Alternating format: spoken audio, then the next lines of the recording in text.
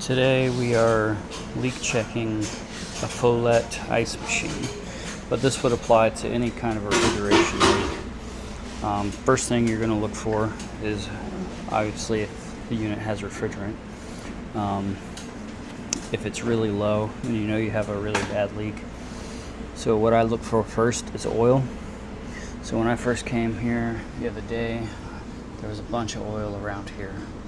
I peeled off the insulation and the oil stopped around up here. The oil stopped up here. So a bunch of oil down here, followed it up, and it started up here. So I believe the leak is somewhere over here. So what you'll need is one, I use an electronic leak detector, and then once I get really close or where I find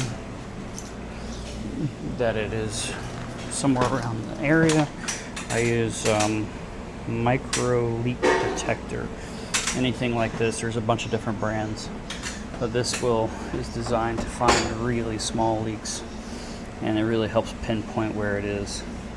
So I'm going to turn the leak detector on and start diving in.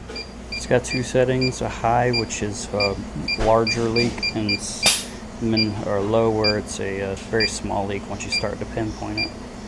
So I'm going to start on high. Just go around all of the joints very slowly so it has time to suck in the refrigerant if there is any.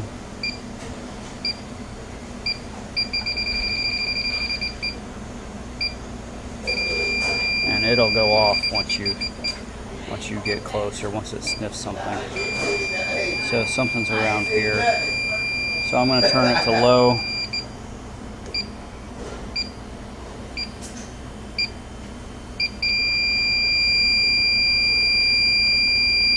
So looks like it's around this fitting right here somewhere. Maybe even on the top. Alright, turn that off. We're going to use the bubbles.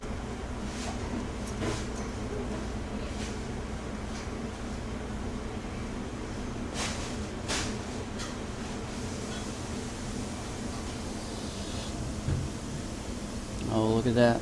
It's right there.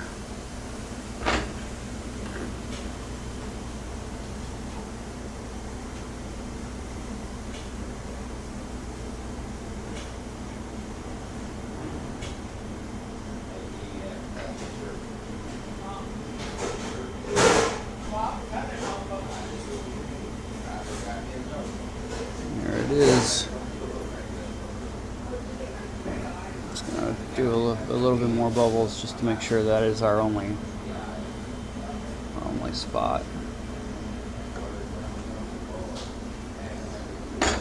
Don't be afraid to soak it with the leak detector just to make sure.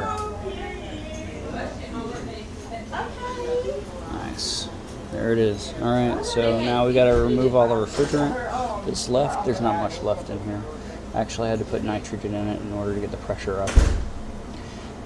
If you have a little bit of refrigerant in the system and you need more pressure to find the leak, throw nitrogen in it.